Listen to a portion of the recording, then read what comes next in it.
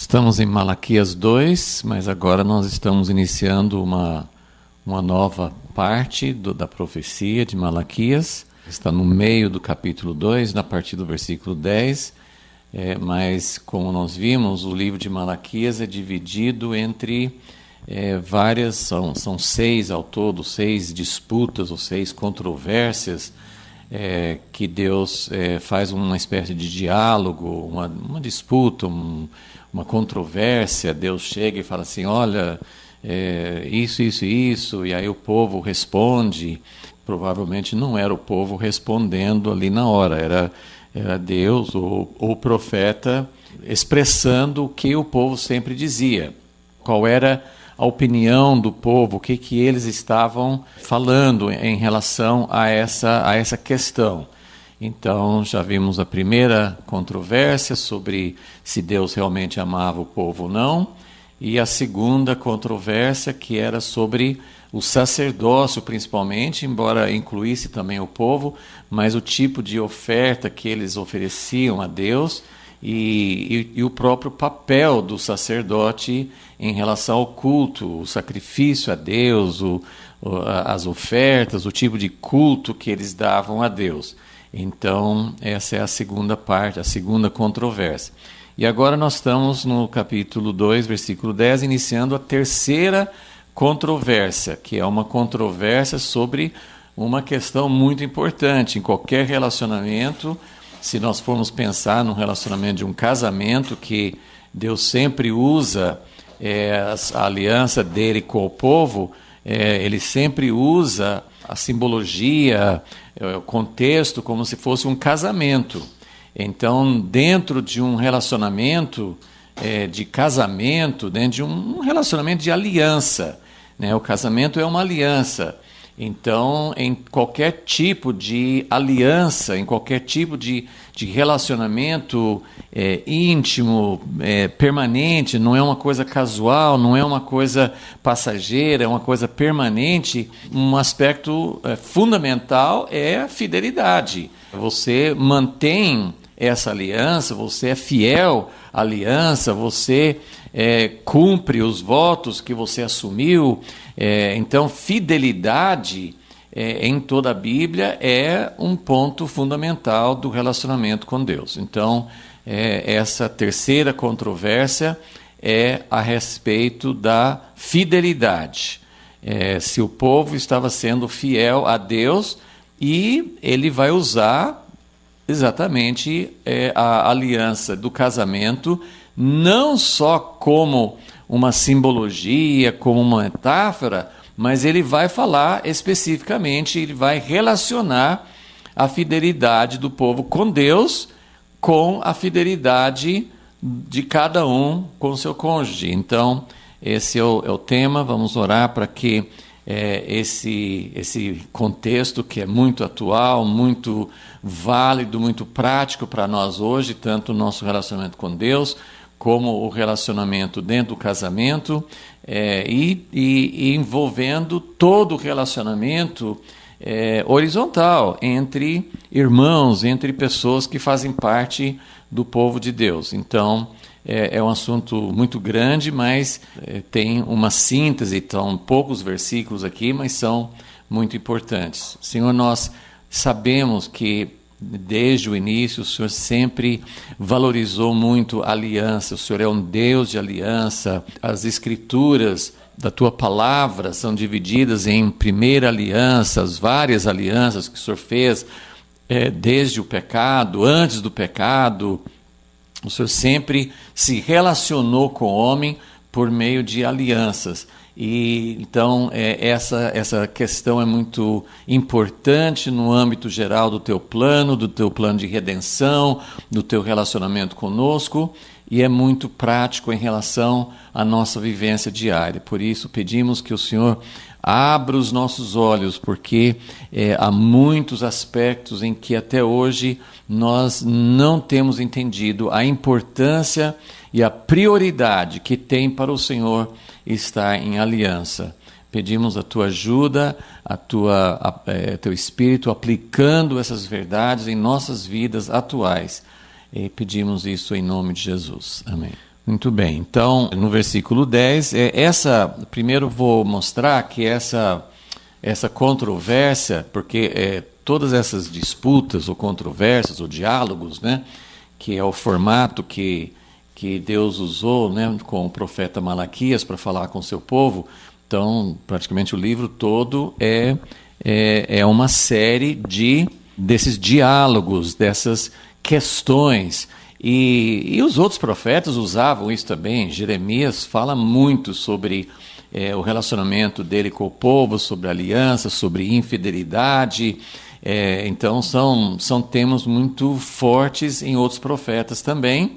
Essa questão específica da fidelidade e também essa maneira de Deus argumentar, né? Isaías começa, o primeiro capítulo de Isaías, Deus fala assim: vinde, arrazoemos entre nós, né? Vamos conversar, vamos ver, né? E Deus sempre fala assim: que vocês acham?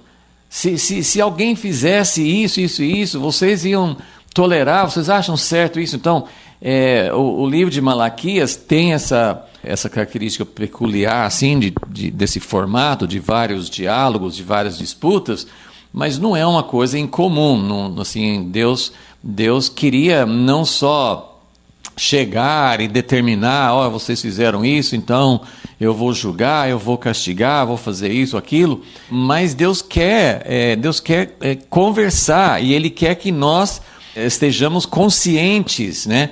Esses diálogos, essas controvérsias são para que a gente realmente reconheça, porque uma das coisas assim, é terrível, por exemplo, nessa questão da fidelidade, é terrível a gente ser infiel a Deus, mas é pior ainda você nem reconhecer. Vocês vão ver aqui que nesse diálogo, que tem um formato um pouquinho diferente dos outros diálogos, mas nesse diálogo, nessa controvérsia, o povo não tem muita coisa para falar, mas a pergunta deles é uma pergunta que demonstra que eles não têm nem noção do que eles estão fazendo. E nós vamos explicando isso mais e mais, mas assim, vamos sempre lembrar que nós estamos falando no contexto desse período, esse Malaquias, a profecia dele, no contexto da restauração. Eles tinham voltado, já fazia 100 anos que eles tinham voltado do cativeiro da Babilônia, e a princípio eles não estavam indo atrás de outros deuses. Tinha a influência de idolatria por causa de casamentos mistos, que vai ser também um tema nessa questão de casamento, de fidelidade a Deus. Ele vai falar justamente sobre esses casamentos com pessoas que não serviam a Deus. Mas, a princípio, o povo, eles achavam que estavam sendo fiéis a Deus. Eles tinham o templo, eles tinham sacerdotes, eles tinham a cidade de Jerusalém, tinha sido restaurada com os muros e com o templo e com o sacerdócio. Então, todos esses processos de restauração que nós vimos, então eles tinham uma aparência de fidelidade. Eles não tinham abandonado o templo, eles não tinham abandonado o culto a Deus, eles não tinham parado de oferecer sacrifícios a Deus. Então, a infidelidade, Deus precisava mostrar, porque geralmente a controvérsia era mais ou menos assim: vocês estão fazendo isso, e o povo fala assim: mas como nós estamos fazendo isso? Isso vai continuar no livro todo, assim: vocês estão me roubando, mas como é que nós estamos te roubando? Ou no início, assim: vocês estão me desprezando, vocês desprezam a minha casa. Mas como assim? A gente vai sempre, a gente guarda os dias, a gente oferece sacrifícios. Então, era sempre uma controvérsia que dizia assim: como assim? Você está me acusando de algo? Eu não estou fazendo isso. Mas Deus mostrava que eles estavam sim fazendo isso. Então, normalmente, nas outras controvérsias, acho que praticamente todas as outras, eles começavam assim, Deus falando: vocês estão me desprezando, por exemplo, no capítulo 1, na segunda controvérsia. Vocês estão me desprezando. E aí, logo em seguida, eles retrucavam: mas como? Nós não estamos te desprezando. Essa controvérsia não começa assim. Então, até no esboço eu coloquei que tem duas partes dessa controvérsia. Tem uma primeira parte, que são os versículos 10, 11 e 12. E veja como começa o versículo 10. Ele não começa com Deus falando, vocês estão fazendo isso.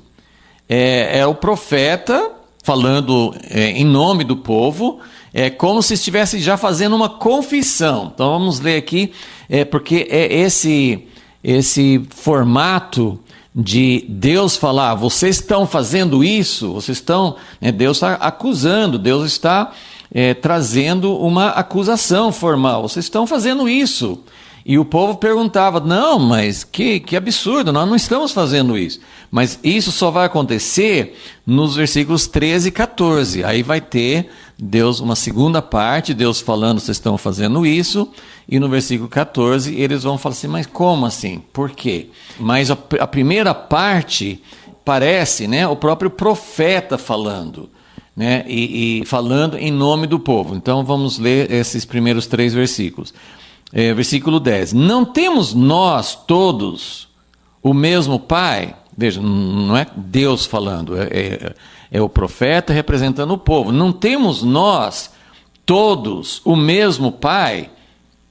E vamos lembrar que não são muitas menções, tem várias, mas não são muitas menções no Primeiro Testamento de Deus como Pai. Essa aqui é uma delas. Mas Deus é muito mais representado como Criador, como juiz, como rei, como chefe dos exércitos.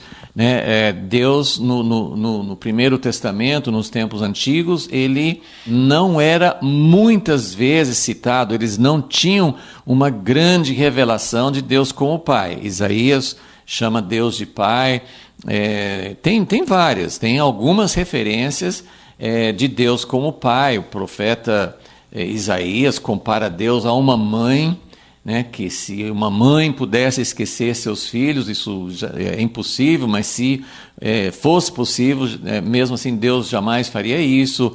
Então Deus tem algumas menções, alguns lugares em que Deus é visto como pai, como mãe, como alguém que cuida, como aquele que gera. Mas não é muito frequente. Quem realmente trouxe uma plena revelação de Deus como Pai foi Jesus. Mas não temos nós todos o mesmo Pai? E ele conecta isso com Deus como Criador. Deus é Pai porque Deus é Criador. Então não temos nós todos o mesmo Pai? Não nos criou o mesmo Deus? Existe uma tentativa de fazer uma distinção e a gente pode usar textos do Novo Testamento, como no Evangelho de João, que ele nos gerou, que realmente existe um novo nascimento para nós realmente sermos filhos de Deus. Algo tem que acontecer na nova aliança. Então, muitas vezes a igreja tem falado assim, Deus criou toda a humanidade, mas Deus não é pai. Você não é filho de Deus simplesmente porque você foi criado por Deus. Mas existe um certo sentido em que sim, aqui mesmo ele está fazendo essas duas perguntas como se fossem equivalentes. Não temos todos nós o mesmo Pai? Deus não criou a todos nós? Então ele está colocando assim, Deus é nosso Pai porque ele nos criou. Então, vamos lembrar que existe, sim, uma distinção do novo nascimento, existe, sim, uma maneira em que nós nos tornamos, pelo Espírito Santo, filhos de Deus, mas existe um sentido em que todos que foram criados por Deus têm Deus como Pai. Não é uma relação reconhecida por muita gente, mas em potencial, e assim, Deus criou todos e nós precisamos olhar para todos. Essa irmandade, às vezes os cristãos olham para quem fala assim, nós somos irmãos com todo mundo, seja de qualquer religião, qualquer raça, qualquer país, nós somos irmãos de todo mundo. E às vezes as pessoas olham para isso como se fosse um ecumenismo errado, como assim, um universalismo, como se Deus criou todo mundo, então todo mundo vai ser salvo, todo mundo tá garantido. E realmente não é isso que a Bíblia ensina. Mas existe um sentido em que todos nós, no Novo Testamento, Tiago, ele fala assim, como que com a mesma boca, acho que no capítulo 3, ele fala, como que vocês com a mesma boca abençoam e também amaldiçoam? E ele fala assim, como que você vai falar mal? Como que você vai xingar? Como que você vai amaldiçoar uma pessoa que tem a imagem de Deus?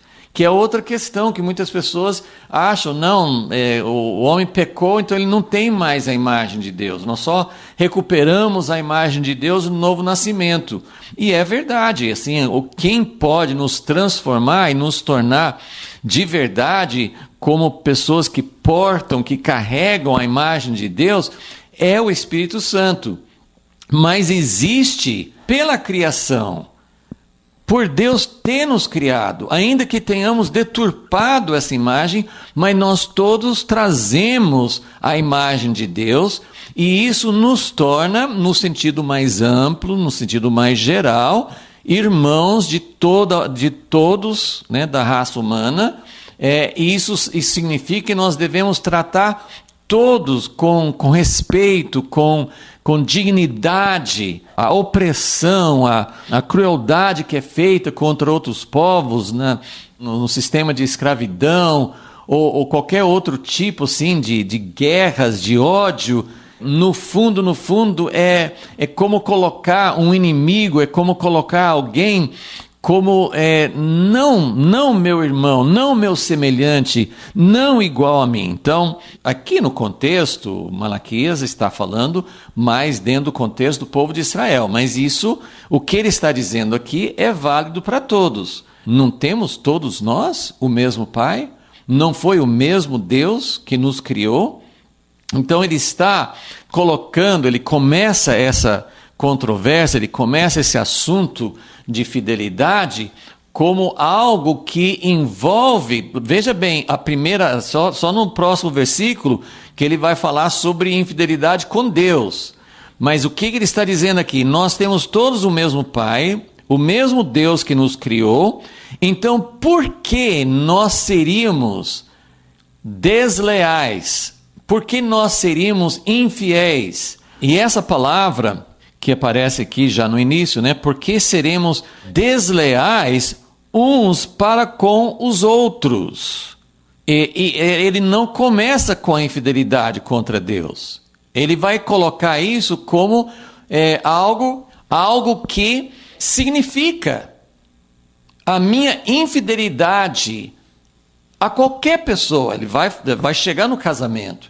Mas a minha infidelidade a qualquer pessoa, eu ser desleal. Essa palavra, eu acho assim, desleal é uma palavra muito importante, muito forte, né? A falta de lealdade, a falta de você cumprir a sua promessa, a falta de você realmente cumprir todos os aspectos de um relacionamento, de ser verdadeiro, de não mentir, de não fazer negócios para prejudicar o outro, de não tratar o outro de uma forma indigna. É toda uma questão de relacionamento um com o outro. A infidelidade o sintoma, o que aponta a infidelidade é algo que aparece aqui no início da controvérsia como a minha relação com outras pessoas. E essa palavra que nós poderíamos ter nas diferentes traduções bíblicas, né? Então, em algumas você vai achar a palavra desleal, em algumas você vai achar a palavra infiel. São as duas mais comuns. Mas essa palavra, na verdade, ela tem um significado mais, assim, uma coisa assim pior ainda, né? Uma coisa mais forte ainda, que é ser traidor. Essa palavra, por que seremos ou por que seríamos desleais um com o outro, é você. O que você fala, como é que você chama quando você faz um trato com alguém, quando você faz uma aliança com alguém, quando você promete para alguém alguma coisa, você firma um contrato, você compra um imóvel e fala que você vai pagar assim, assim, assim, aí você não paga, mas tem coisas piores do que isso, tem negócios em que realmente você faz já com intenção de enganar o outro. Você já vende algo dizendo que esse carro é bom, é perfeito, estado perfeito, e tem um defeito sério, e você não fala que tem aquele defeito, você vende algo, você se aproveita de alguém, ou outras situações em que você promete de frente, você promete respeitar, você promete manter a unidade, a aliança, e por trás você já começa a trabalhar contra. Você se torna um traidor. Essa palavra, ela tem esse significado de alguém que trai, alguém que age traiçoeiramente. Então, isso pode ser algo que acontece já desde o início, desde quando você começa, você tem uma intenção errada, né? Quando você faz um negócio, quando você firma, faz um tratado, países fazem tratados, né? Isso aconteceu muito na Segunda Guerra, por exemplo. Hitler prometia que ia respeitar, que ia até ali, tudo bem, agora não vou fazer mais guerra, daí poucos dias, poucos meses depois, ele mudava. Então, a traição é algo muito sério, é uma das piores coisas que existe aos olhos de Deus. Então, assim como Deus, ele é fiel, ele é verdadeiro, Deus não engana, Deus não faz um acordo conosco, com alguém, e não fala qual é a sua verdadeira intenção, ou muda os termos de uma hora para outra, ou não mantém a sua palavra, mesmo que você não mantenha a sua. Enfim, Deus é aquele que é muito, muito fiel. Deus cumpre suas promessas, Deus jamais volta atrás em alguma coisa que ele prometeu. Então, exatamente essa é a palavra, né? Desleais, e essa palavra aparece 5 vezes nesses versículos. Essa controvérsia vai do versículo 10 até o versículo 16. Então, são 7 versículos. A palavra aparece 5 vezes. Então, assim, realmente é o centro da controvérsia. E podemos chamar de infidelidade, é uma palavra boa para representar, para expressar, porque você fez uma promessa e você foi infiel. Você não guardou, você não manteve aquilo que você prometeu. Então, esse é o sentido que está dentro de todo esse discurso aqui. Então, por que seríamos desleais uns para com os outros? Agora, outra palavra que aparece mais de uma vez aqui é profanando a aliança. Isso também é uma palavra forte, porque está dizendo que é algo que é sagrado para Deus, algo que assim, se tem alguma coisa que Deus honra, que Deus preza, que Deus prioriza, fazer uma aliança, é o mesmo sentido, né, de ser leal, de ser fiel. Você faz uma aliança e você guarda, mas quando você profana, a gente usa muito essa palavra assim, em termos de uma coisa que é considerada sagrada, né? Um recinto, um local sagrado, como o templo, ou como um objeto que é consagrado para o uso de Deus. Então, quando você usa isso para algo impróprio, né? Você pegar uma vasilha, um copo que é separado para as melhores visitas, para pessoas de honra, uma coisa bonita, uma coisa limpa, uma coisa bela, e você usa aquilo para colocar a pior sujeira, né? Para você colocar esterco, para você colocar coisas contaminadas dentro de algo que foi separado para um uso perfeito, para um uso muito especial. Você usar algo assim para uma finalidade impura, suja, um cadáver, uma excreção, qualquer uma coisa assim que é a coisa mais nojenta, mais imprópria para algo que é puro. Então Deus está falando isso. Uma aliança para Deus é uma coisa pura, é uma coisa sagrada. E eu já vou adiantar um pensamento que eu acho que é importante, porque nós podemos dizer: Deus, eu sou incapaz. Nós, como seres humanos falhos, nós temos limitações. Se você prometer para Deus, por exemplo, que você nunca mais vai mentir na sua vida, eu nunca vou proferir uma mentira, então provavelmente você não vai conseguir guardar. Quando você percebe, você falou algo que não foi realmente verdadeiro. Então existem promessas que a gente não consegue cumprir.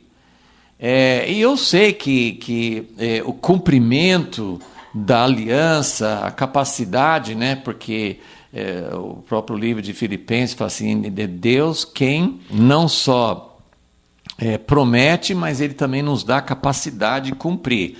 Então a graça na nova aliança, nós dependemos muito dessa graça para poder cumprir aquilo que a gente promete. Mas eu queria colocar assim que o que Deus está priorizando, o assunto aqui da fidelidade, não é você prometer que você nunca vai pecar, não é você prometer que você nunca vai ter um deslize qualquer, que você não vai explodir em ira algum momento, que você vai falar algo que vai ferir alguém. Não é nesse sentido de algo que realmente a gente não tem a capacidade de nos preservar como santos, puros, como pessoas que nunca cometem nenhum erro. Mas o que ele está querendo dizer, assim, a fidelidade, sim, tem um aspecto da dependência de Deus, mas basicamente é uma decisão nossa. Porque o que ele está dizendo não é assim para manter fidelidade a Deus. Por isso que existem os sacrifícios pelos pecados. Para ser fiel a Deus, ele não está dizendo você tem que prometer que você nunca vai pecar. O casal que promete ficar junto e amar e proteger e se servir, se doar um ao outro, não está dizendo que em nenhum momento eles vão ter assim um sentimento contrário, uma palavra, uma ação que vai ferir. O que ele está dizendo é: você pode realmente manter a sua fidelidade no sentido, eu não vou largar de Deus, eu não vou largar meu cônjuge, eu não vou me separar, eu não vou ser infiel a um trato que eu fiz com meu irmão, eu não vou deixar de manter aquilo. Se eu errar, eu vou pedir perdão. Eu vou consertar, eu vou me levantar e vou continuar. A decisão nossa, o que está mais a nossa responsabilidade, o que eu quero mostrar é que Deus não esperava nas alianças antigas e não espera hoje. Né? Assim, 1 João fala assim: se nós pecarmos, nós temos um advogado. Andar na luz é dizer assim: não, eu errei. O que depende sim de nós é nós dizermos assim: eu não vou abandonar Deus, eu não vou largar, eu não vou desfazer, não vou desistir. Então, isso sim é algo que é uma decisão nossa, né? Então, quando nós somos desleais, quando nós pecamos quando nós desfazemos, quando nós traímos algo que que foi estabelecido e o centro dessa controvérsia toda realmente é a aliança do casamento, mas eu acho que a gente precisa entender que o jeito que ele começa no versículo 10, ele nem falou sobre casamento ainda. Né? No começo aqui, ele está colocando, né, ele não começou com fidelidade a Deus, ele nem falou sobre isso ainda, ele vai falar já no versículo 11, mas no versículo 10 ele nem chegou ainda a falar sobre a infidelidade a Deus, e ele não falou ainda sobre casamento. Então ele está dizendo que a questão de fidelidade é algo que precisa ser um princípio fundamental na nossa vida. Vai afetar nosso relacionamento com Deus, vai afetar nosso relacionamento conjugal, mas vai afetar todos os relacionamentos. Então ele começa com: nós temos o mesmo pai. Eu nasci numa família. Eu particularmente, eu nasci numa família com seis filhos, 6 irmãos. Eu não escolhi quais irmãos, qual família, não escolhi. Mas eu nasci numa família e a minha primeira responsabilidade, que eu nasci numa família, eu tenho pai, mãe e mais 5 irmãos. Eu tenho já automaticamente, sem nenhuma decisão, não é opcional, não é uma coisa assim, eu tenho a obrigação, eu tenho o caráter necessário, um aspecto necessário do caráter é que eu seja fiel a meu relacionamento. Isso que ele está dizendo. Nós temos o mesmo pai, então todos nós somos irmãos e eu preciso tratar todos os irmãos. E por isso que eu quis dizer que isso não é restrito, por exemplo, ao povo de Israel. Isso não era uma coisa que eles deveriam usar, essa fidelidade, essa natureza, esse aspecto assim de fidelidade, não era só para aqueles que eram do povo de Israel. Ou nós, na nova aliança, numa igreja, nós não devemos ser leais, fiéis, somente aqueles que são da nossa congregação, da nossa irmandade ou comunidade. Isso é nesse sentido que nós devemos reconhecer que todo ser humano foi criado por Deus.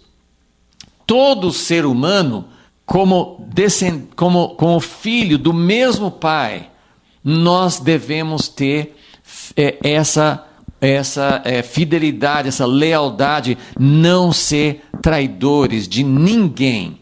Então, isso é muito importante e é assim que começa essa controvérsia, né? Deus falando, aqui é o profeta falando, mas ele está falando da parte de Deus, que se esse é o princípio, então todos nós devemos tratar dessa forma, né?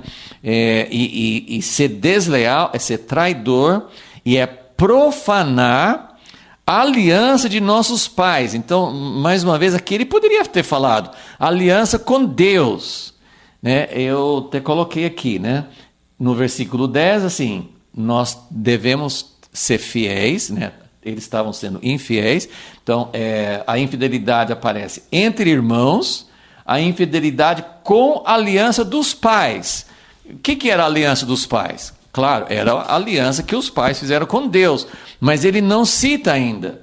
Por isso que eu coloquei esses 4 itens aqui, que ele vai falar sobre no versículo 11, ele vai falar com casamento com filhas de outros deuses, né? Pessoas que servem a outros deuses, e depois ele vai falar sobre realmente o sentido mais estrito de casamento com a esposa original, com a esposa da minha juventude, com a pessoa com quem eu primeiro fiz aliança. Então, em todos esses momentos, ele não fala abertamente, vocês estão sendo infiéis a mim. Mas por isso que eu coloquei essa chave aqui, para mostrar todas essas infidelidades com nosso próximo, com a aliança que nós recebemos de geração em geração, se nós fizemos uma aliança errada, pode ser de casamento, pode ser outros tipos de aliança.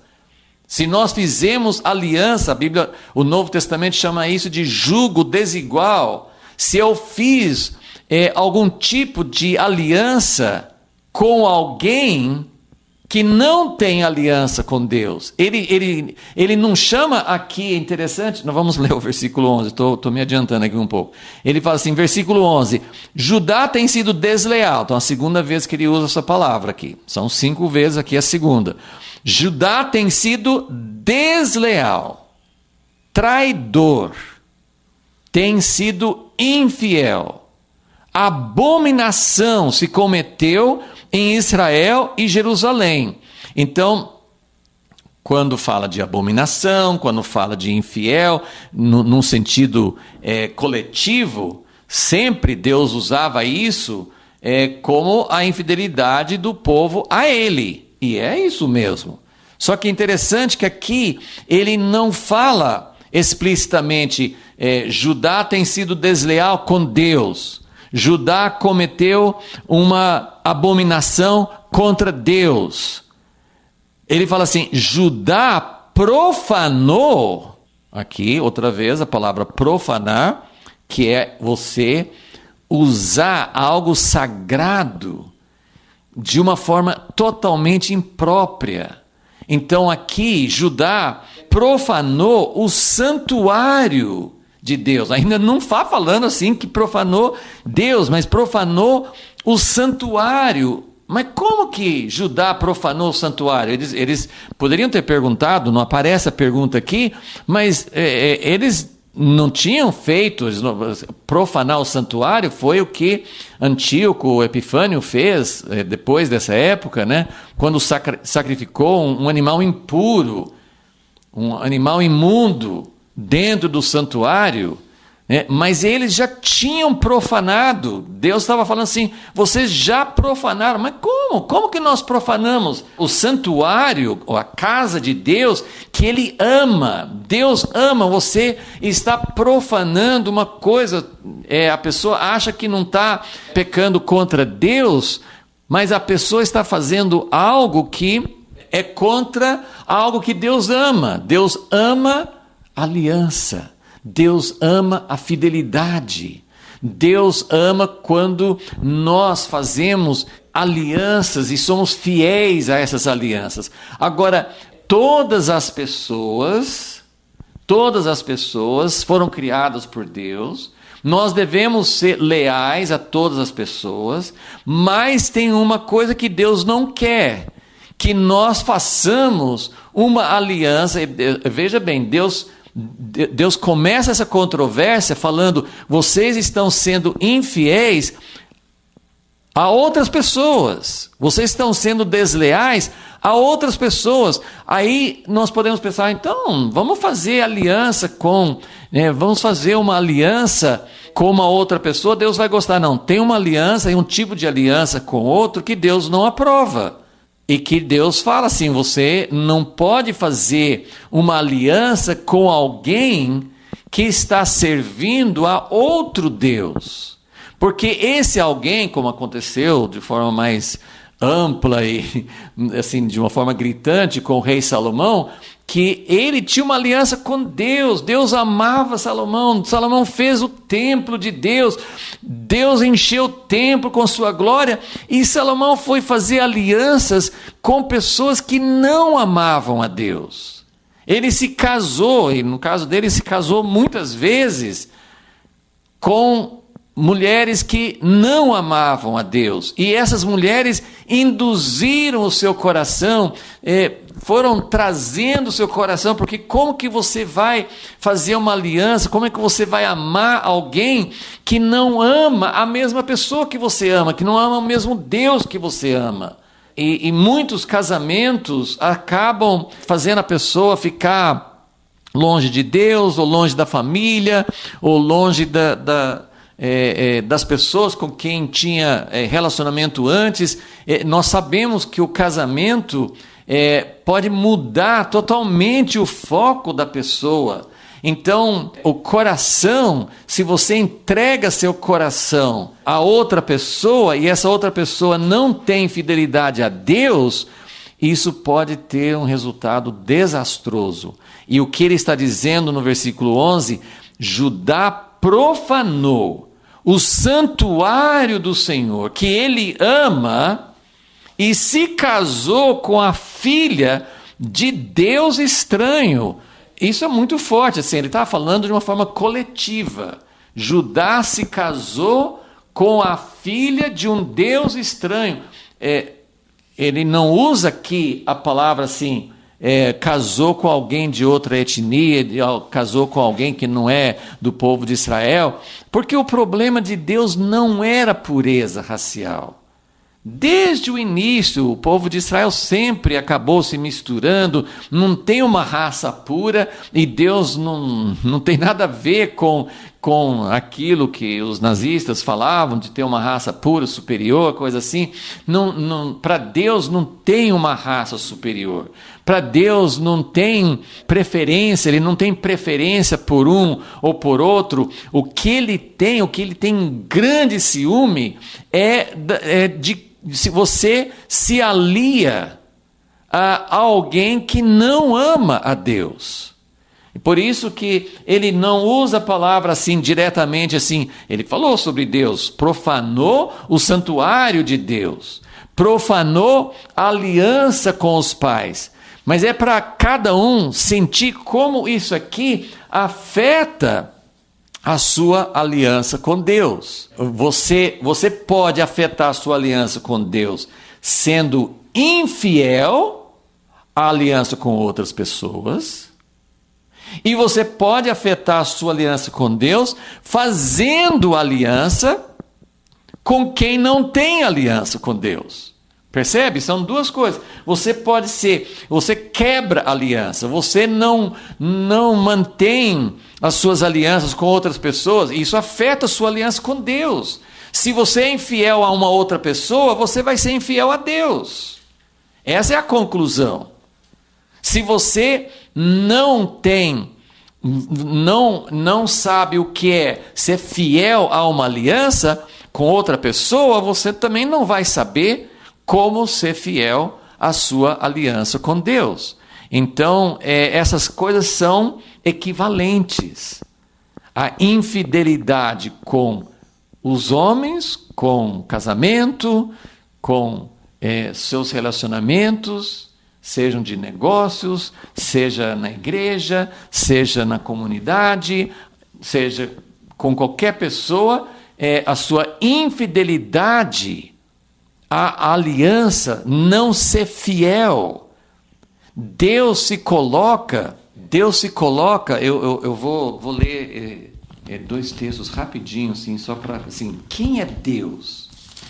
Deus, Deuteronômio 7, versículo 9, saberás, portanto, que o Senhor teu Deus é Deus, o Deus fiel. O Senhor teu Deus é Deus, o Deus fiel, que guarda a aliança e a misericórdia até 1000 gerações aos que o amam e guardam os seus mandamentos, e retribui também aqueles que o odeiam. Então, Deus é um Deus fiel.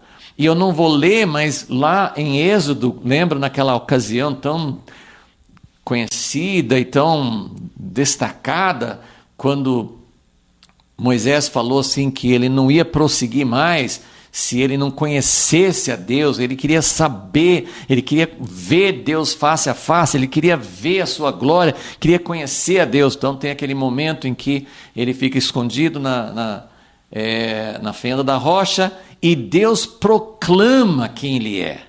E Deus fala assim: eu sou Deus compassivo, eu sou Deus gracioso, eu sou o Deus tardio em irar-se, eu sou o Deus abundante. Tudo isso está em Êxodo 34.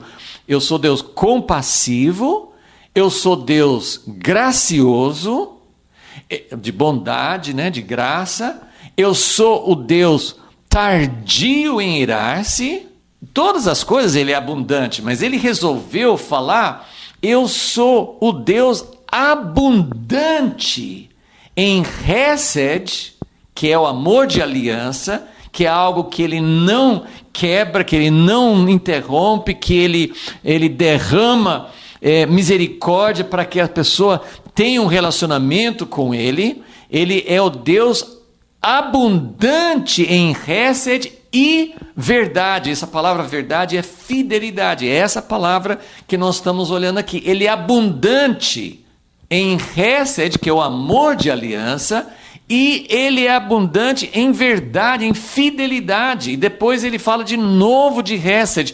Então esse é o Deus que se revelou a Moisés de uma forma mais completa.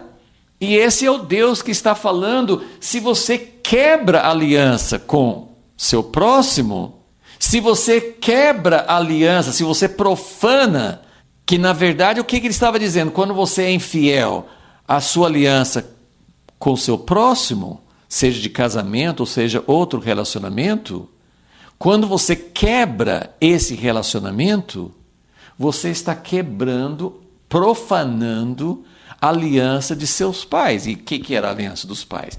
Era a aliança que eles fizeram no Monte Sinai, quando eles saíram do Egito. É a aliança de Deus com o povo. E o que é a aliança para nós? É a nova aliança que Jesus fez com seu sangue. Então, se nós somos infiéis uns com os outros, nós estamos profanando a aliança que Deus fez conosco. É isso que ele está querendo dizer. E quando nós, então, se você quebra a aliança, você profana a aliança com Deus. Quebra a aliança com os outros, você profana a aliança com Deus. Agora, se você faz aliança com quem não...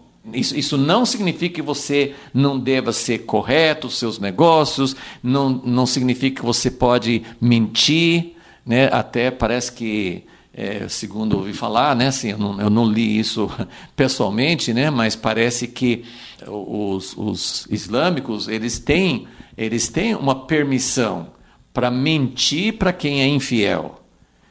Para enganar, e isso nós não temos da parte de Deus. Nós não podemos ser mentirosos, nós não podemos ser traidores, enganadores, nós não podemos fazer isso com ninguém. Agora, nós não podemos assumir um jugo desigual na linguagem do Novo Testamento. Nós não podemos entrar numa aliança de trabalhar juntos, de ter o mesmo coração, de viver juntos para o mesmo alvo, com alguém que não tem o alvo do reino de Deus, do amor com Deus. Então, não podemos quebrar aliança com os outros, mas nós não podemos fazer alianças com filhas de deuses estranhos, que é um termo forte que ele usa aqui para falar de alguém que não se considera filho ou filha de Deus, mas que está seguindo um outro Deus, que pode ser Mamon, que pode ser materialismo, que pode ser servindo a mim mesmo, né? Nós não podemos ter esse tipo de jugo desigual. Então, Judá profanou a santuário do Senhor, que Eliama se casou com a filha de Deus estranho. E Deus está falando no versículo 12 que ele vai tratar com muita severidade. O Senhor extirpará das tendas de Jacó o homem que fizer isso, né? Ele não vai tolerar, ele não vai manter a sua aliança com pessoas que fazem assim. A minha tradução aqui fala o que vela e o que responde, mas outras traduções acho que é um bom sentido aqui, seria Deus vai estipar o homem que fizer isso, tanto o mestre como o aluno, assim, tanto o que ensina a fazer isso, como aquele que aprende a fazer isso. Com o mestre e com o aluno que fazem esse tipo de infidelidade com Deus. E que oferece dons, ofertas ao Senhor dos Exércitos. E aqui ele entra numa questão muito séria, que é como que nós continuamos oferecendo a Deus. Aqui vai voltar a segunda controvérsia. O que era a segunda controvérsia? Vocês estão oferecendo a mim ofertas que não me agradam. Na segunda controvérsia, Deus não estava contente com o culto, Deus não estava contente com os sacrifícios, Deus não estava contente com os sacerdotes, Deus não estava contente com quem estava oferecendo os sacrifícios. Então, na segunda controvérsia, o problema com as ofertas era que eles estavam oferecendo a Deus algo que a própria pessoa achava assim, não me faz falta, isso não vou ter utilidade para isso, isso não é caro para mim, então eu dou para Deus. É um tipo de desprezo, de considerar Deus como alguém que eu só dou alguma coisa para aparecer, mas eu não dou de coração, não é algo que eu realmente estou oferecendo para honrar e para amar o Senhor. Esse é o problema da segunda controvérsia. Mas aqui tem um outro problema com as ofertas. É a pessoa, aqui ele não fala se a oferta é boa ou ruim, se a pessoa deu uma coisa de valor, se não deu coisa de valor para Deus, mas ele está dizendo aqui que a pessoa está sendo infiel às suas alianças, infiel ao seu próximo, infiel no seu casamento, e depois vem e oferece a Deus. Ele quer ficar de bem, quer parecer bem na fita para Deus, mas ele não está sendo fiel aos seus relacionamentos com outros.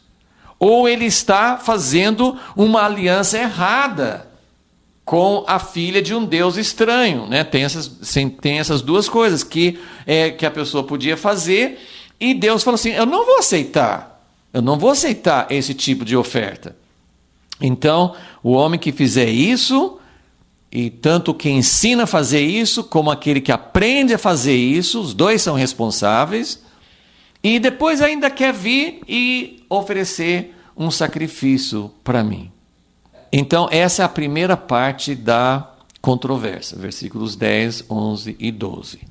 Então, ele está começando com esse fundamento. O que é ser fiel a uma aliança? Como que Deus é fiel? E o que Deus prioriza? Ele prioriza nossa aliança com Ele, mas a nossa aliança com Ele vai ser evidenciada, vai ser firmada por nossas alianças com outros.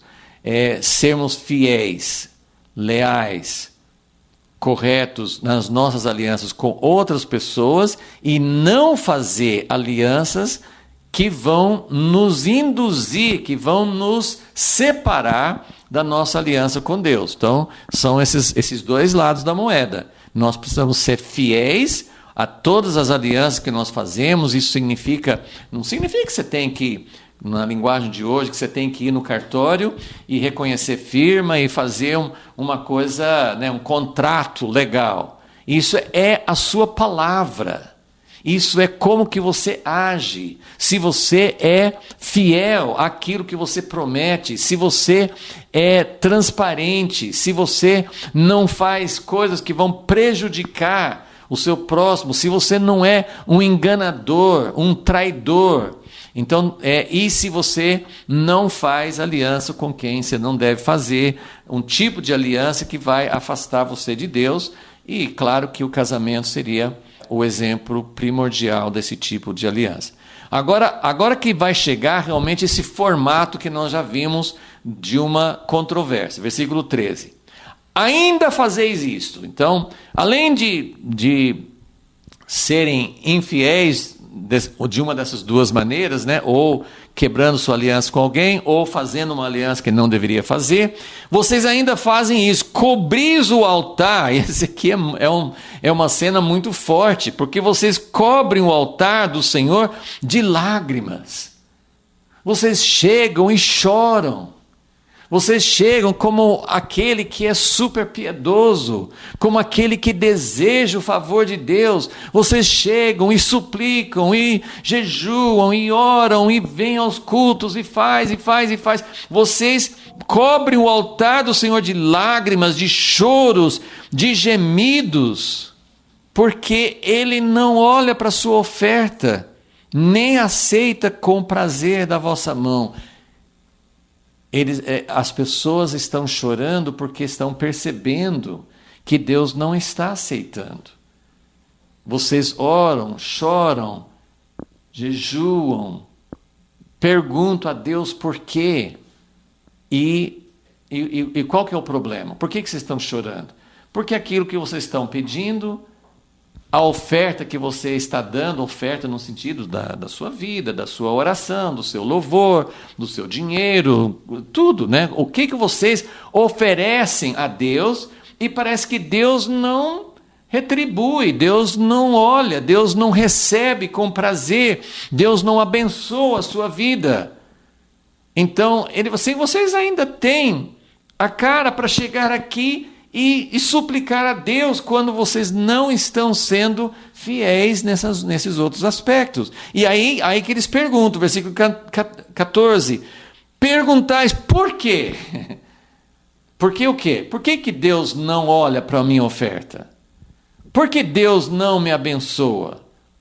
Então aqui, mais uma vez, é a questão do nosso culto a Deus, daquilo que nós oferecemos a Deus, daquilo que nós esperamos de Deus. Porque por que eles falavam assim, Deus não olha para a minha oferta, Deus não recebe com prazer da minha mão? Como é que eles podiam saber?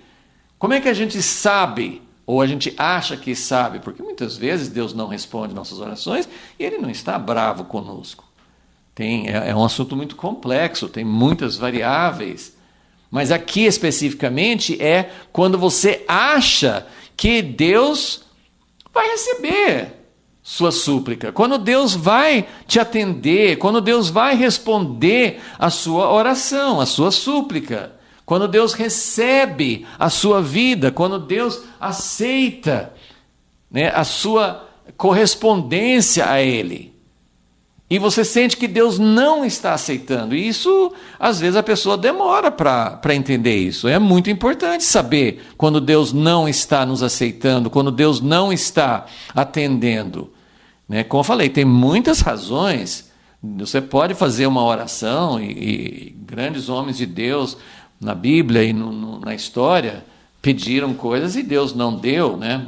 Paulo pediu 3 vezes para tirar o espinho na carne, não tirou. Então Deus não responde todas as orações, mas tem jeito de saber que Deus não está aceitando você, que Deus não está recebendo, que Ele não está olhando com prazer, com favor para você. E aí você pergunta, mas por quê? Maior inocência, mas por que Deus não está me aceitando? Por que Deus não está me atendendo? E aqui então é que Deus vai entrar mais, né, nesse último ponto aqui, né, assim, quais são os aspectos da nossa infidelidade.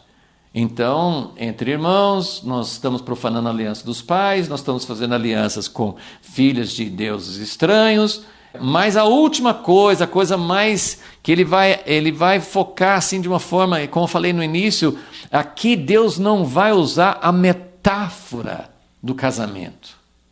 Ele não vai dizer vocês, como nação, ou olhando para nós hoje como igreja, ele não vai dizer assim, como casamento, vocês não estão me amando direito, vocês não estão sendo fiéis, vocês estão sendo uma esposa adúltera, vocês estão correndo atrás de outros deuses. Isso é uma metáfora do casamento. Mas agora ele vai falar sobre o casamento, ele vai falar especificamente. Então até aqui ele falou, entre irmãos, aliança dos pais, o casamento é errado. Mas agora ele vai falar sobre a nossa aliança com nosso cônjuge. Não um casamento misto, não um casamento com alguém com quem não deveria fazer. Aí ele vai falar assim, por quê? E isso aqui, gente, talvez esse texto aqui, principalmente o versículo 15, é um versículo muito difícil de traduzir. Assim, eu falo difícil não porque eu sou tradutor, que eu não conheço, não sou estudioso do hebraico, não conheço, mas eu dependo, assim, eu olho as pessoas que estudam e que tiram conclusões. E você pode ver várias traduções da Bíblia, você pode olhar vários comentários da Bíblia e tem várias opiniões sobre o versículo 15. Mas vamos ler o versículo 14 primeiro. Então, vocês perguntam, por quê? Por que que eu chego e faço uma oferta a Deus e Deus nem olha para mim? E aí ele fala, porque o Senhor foi testemunha entre ti e a mulher da tua mocidade. Isso aqui é uma expressão, ele tá falando sobre o seu primeiro casamento. Ele está falando sobre com quem que você fez os votos lá anos atrás. A mulher da tua mocidade. Então ele é muito claro aqui que isso aqui ele não está falando sobre um segundo, terceiro, quarto relacionamento, mas ele está falando sobre o casamento original. Parece, isso é uma opinião, não tem assim uma certeza absoluta, porque no livro de Neemias aparece assim, no livro de Esdras também, Esdras principalmente, fala sobre eles tinham se casado com mulheres estrangeiras e eles foram se separar desses casamentos mistos. Mas parece, pelo que Malaquias está falando aqui, é uma opinião, que talvez alguns do povo de Israel estavam se separando de sua esposa judia para se casar com uma mulher estrangeira, que era o contrário do que relata em Esdras, acho que capítulo 9. Mas o importante aqui é que ele está falando sobre uma aliança original. E eu não vou, assim, o objetivo, nem teria condições de entrar aqui em tantas situações difíceis, tantos casos difíceis. Eu não estou aqui para abordar, para tentar explicar quando que é permitido o divórcio, quando que não, se Deus aceita, se Deus não aceita. Nós estamos falando sobre princípios. Então, eu quero, assim, o que ele está falando aqui é sobre um casamento verdadeiro e que a pessoa se torna infiel. Aquela história assim, depois de anos de casamento, um se cansou do outro, um agrediu o outro, não tem mais amor e resolve se separar. Não por motivos que o próprio Jesus poderia dizer. Existem situações e tal, como eu falei, não vou entrar nesses casos individuais e não estou aqui para trazer culpa para alguém que vivenciou, tem tantas e tantas, é muito complexo, não tem uma regrinha geral para todo mundo. Mas o que eu estou dizendo aqui é que ele diz, então esse é o princípio, esse é o fundamento que Deus está colocando aqui e que talvez em nenhum outro lugar na Bíblia tenha uma coisa tão clara como isso aqui. Que fala assim, o Senhor foi testemunha. A gente tem, nas nossas cerimônias hoje, nós temos o que nós chamamos de padrinhos, né? Padrinhos de casamento, eles são testemunhas. Ou quando você vai no casamento civil, então você tem que ter testemunhas. A Bíblia está dizendo que Deus foi testemunha. Aí assim, por que você não está sendo aceito por Deus? E ele não estou querendo dizer que esse texto afirma que toda pessoa que é divorciada, Deus não aceita, ou não estou querendo generalizar e nem dizer também que é a única razão, porque aqui fica muito claro que ele está falando sobre casamento no sentido literal, mas tem vários outros aspectos aqui de fidelidade. Mas o que Deus está dizendo é, quando você se casou, você tinha suas testemunhas. Você escolheu alguém. Tinha pessoas ali que serviram, que assinaram como testemunhas. Mas quem estava presente no seu casamento foi o Senhor Deus. O Senhor foi testemunha. É isso que ele está dizendo aqui. Porque o Senhor foi testemunha. entre ti e a mulher da tua mocidade. Então Deus foi testemunha. Deus é testemunha de toda a aliança, não só das alianças. Eu não tenho tempo aqui para explorar, mas quando Jacó fez uma aliança com Labão, quando estava fugindo de Labão, lá em Gênesis 31, não era uma aliança assim de cooperação mútua, não, mas eles fizeram uma aliança, né, quando Jacó estava fugindo e Labão foi atrás dele. Eles fizeram uma aliança, mas o que eu quero, assim, se você for ler aquele trecho lá em Gênesis 31, você vai dizer que eles fizeram uma aliança que eles fizeram uma coluna, um monte de pedras, né, uma coisa ali para marcar o lugar, e falaram assim: nenhum de nós vai atravessar essa linha para fazer mal para o outro. Eles fizeram uma aliança de não agressão, né, de não prejudicar um ao outro. Não era uma coisa muito profunda, mas eles chamaram Deus como testemunha. Eles chamaram Deus para ser testemunha daquela aliança. Agora você pode ir para 1 Samuel 18 e 20, da aliança entre Davi e Jonatas. E principalmente porque em 1 Samuel 18 não fala quais foram os termos da aliança, só fala que eles fizeram uma aliança. Mas em 1 Samuel 20, Jonatas chamou Deus como testemunha. E eles tinham uma frase que eles falavam em todas as alianças: o Senhor faça para mim assim, pior do que isso. Assim, às vezes eles faziam aquela aliança de cortar animais e passar no meio. Então, que o Senhor seja testemunha, que o Senhor vigie entre nós. Eles usavam muito essa expressão. Eu estou só querendo afirmar que Deus é testemunha de todas as alianças. Você pode invocar o nome dele ou não quando você faz aliança, mas é melhor invocar, é melhor reconhecer, porque uma aliança vai ser verdadeira e Deus vai ajudar a cumprir a aliança quando Deus faz parte. O verdadeiro casamento, o casamento que flui mesmo, é o casamento que tem Deus, não só como testemunha, mas como participante ativo. Ele faz parte. E aqui está dizendo que Deus foi testemunha entre ti e a mulher da tua mocidade, com a qual tu foste desleal. Apareceu aqui de novo. Desleal, sendo ela a tua companheira. Uma palavra muito forte aqui. Ela é parceira. Isso é quando a gente pensa assim da cultura daquele tempo, que a mulher muitas vezes não era considerada igual, não tinha a palavra dela, não tinha o peso, não, assim, geralmente nas culturas lá a mulher não tinha uma igualdade. Mas aqui Deus, a visão de Deus sobre casamento é algo muito mais profundo. É muito mais profundo. Ele está dizendo assim: ela é tua companheira.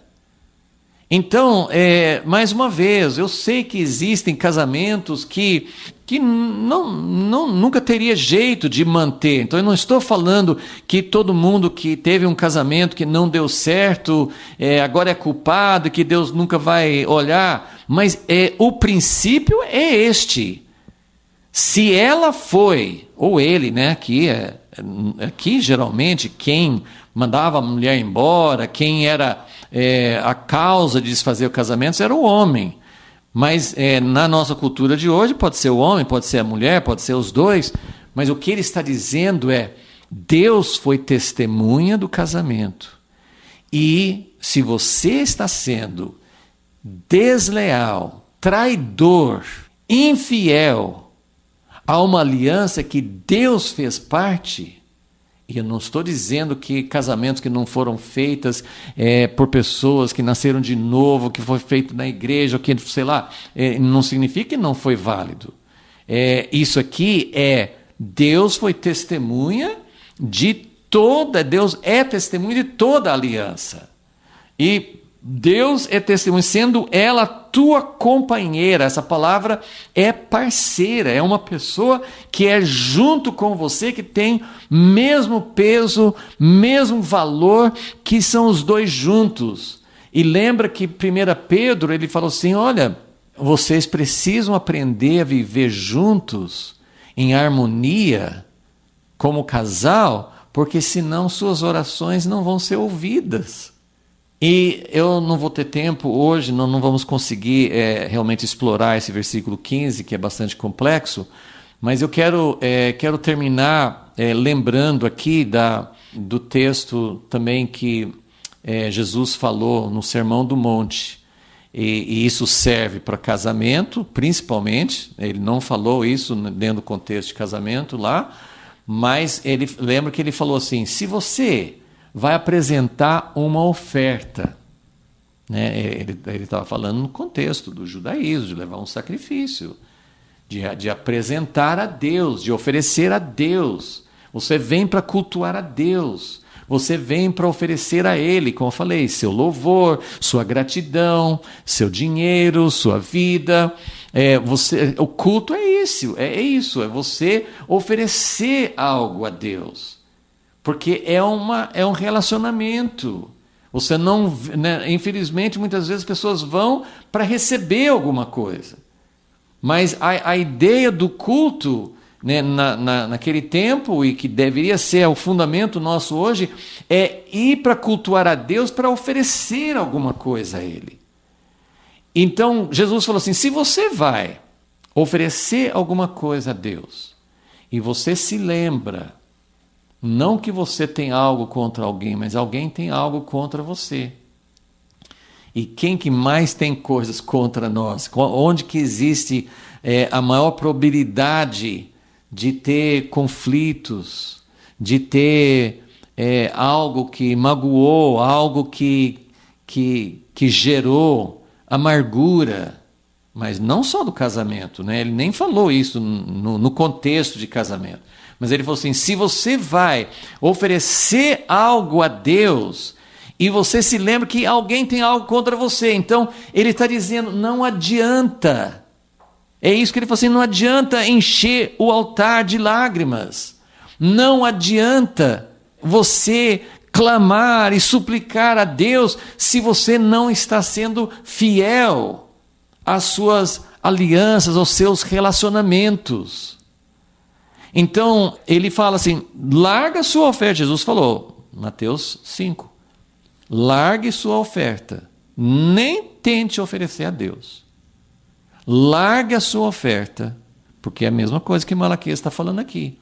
Deus não vai aceitar nossa oferta, Deus não vai ouvir nosso choro, Ele não vai olhar para as nossas lágrimas, se nós estamos sendo traidores de alianças, se nós estamos fazendo algo errado. E aí a Bíblia fala assim lembra que tem as duas coisas, eu posso estar quebrando minha aliança com outra pessoa, e principalmente no casamento, e não é só divórcio, isso pode ser barreiras, isso pode ser, tem pessoas que convivem por anos e anos sem consertar, estão na mesma casa, não se divorciaram, mas não tem mais comunhão, tem mágoas, tem barreiras que nunca são resolvidas.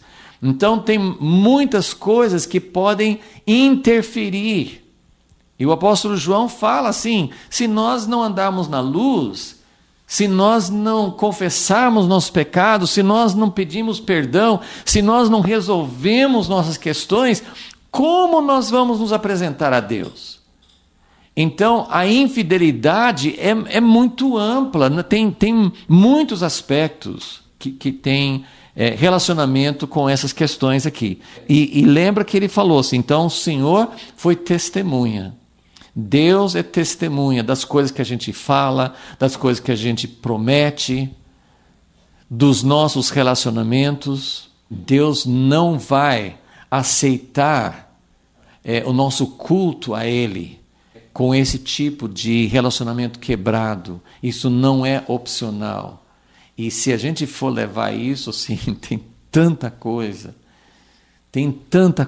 dentro das igrejas, fora das igrejas, assim, pessoas, relacionamentos, tem divisões na igreja, as pessoas fazem divisões desleais, trabalham contra líderes, trabalham contra pessoas.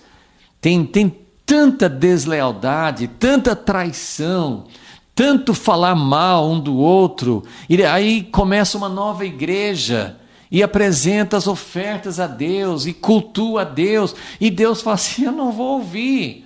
Isso aqui está quebrando todos os princípios. Deus é um Deus de lealdade. Deus é um Deus de hesed. Deus é um Deus de verdade. Deus é um Deus de fidelidade. Deus opera assim.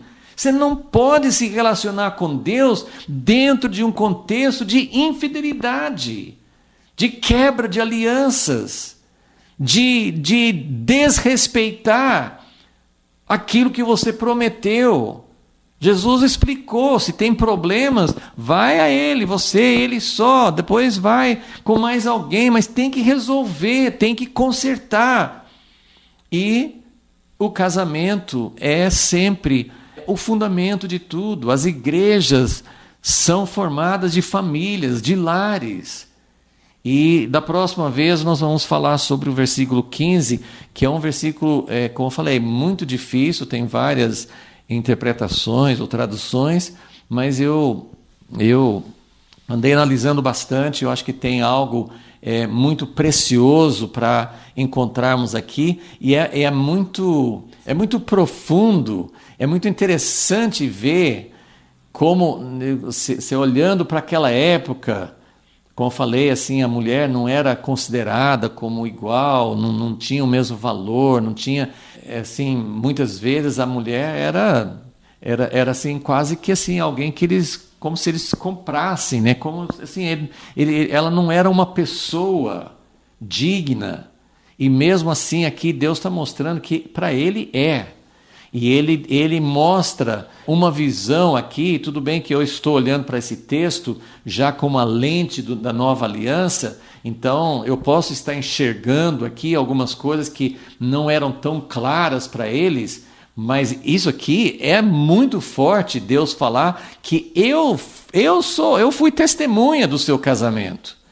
E o que eu estou querendo dizer é, sim, é casamento literal, isso aqui não é metáfora, mas esse tipo de relacionamento, ele é válido para outros relacionamentos também.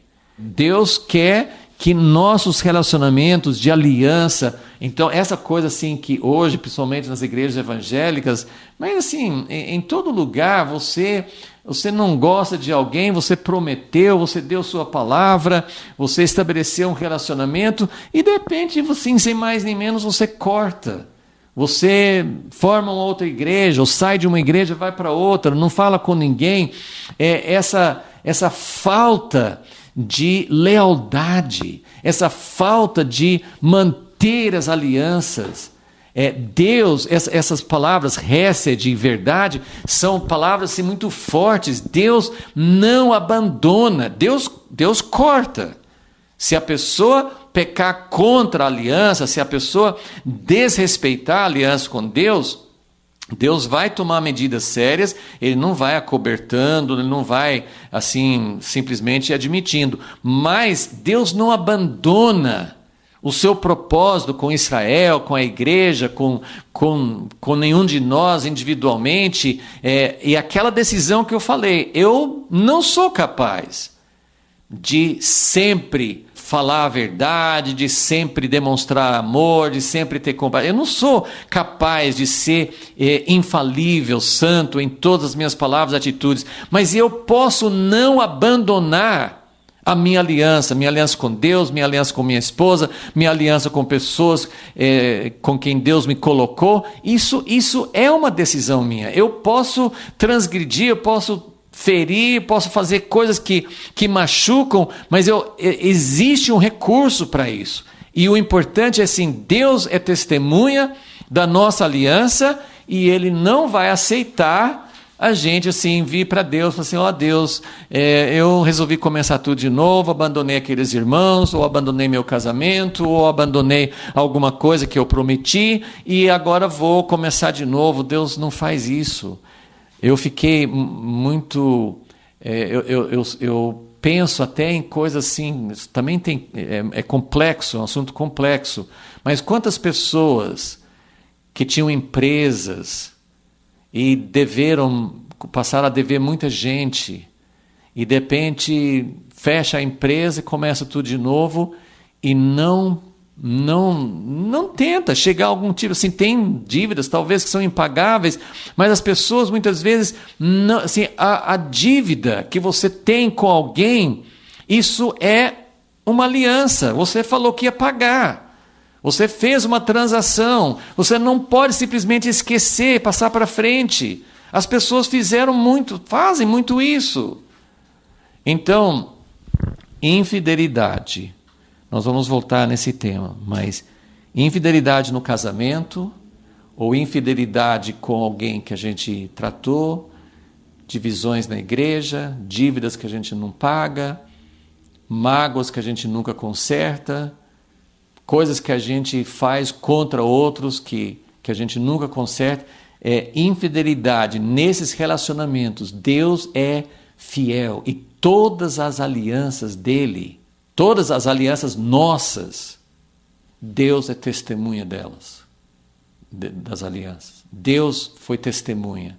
Deus estava presente quando a gente fez uma transação, quando a gente casou, quando a gente firmou uma aliança com um grupo, com uma igreja, com uma comunidade, com um grupo de pessoas. Enfim, tem tantos e tantos relacionamentos. Então, infidelidade nesses relacionamentos é igual a infidelidade a Deus. Senhor, nós queremos realmente que o Senhor abra o verbo e que o Senhor mostre para nós.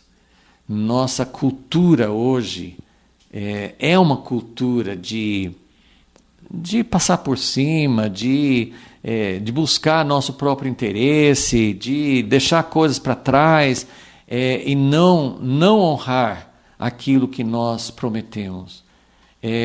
Que nós possamos entender, que o Senhor possa se revelar.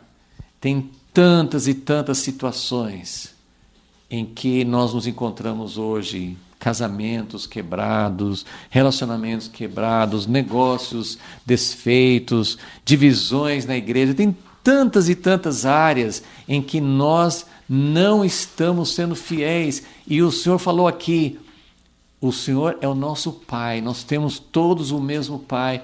Como que nós vamos ser infiéis a alguém? Como que nós vamos ser traidores a alguém com quem que é também filho teu, também foi criado à tua semelhança, e que o Senhor quer que nós sejamos fiéis para que nós também sejamos fiéis a Ti. Pedimos que o Senhor nos mostre e que o Senhor trabalhe em nossos corações. Em nome de Jesus. Amém.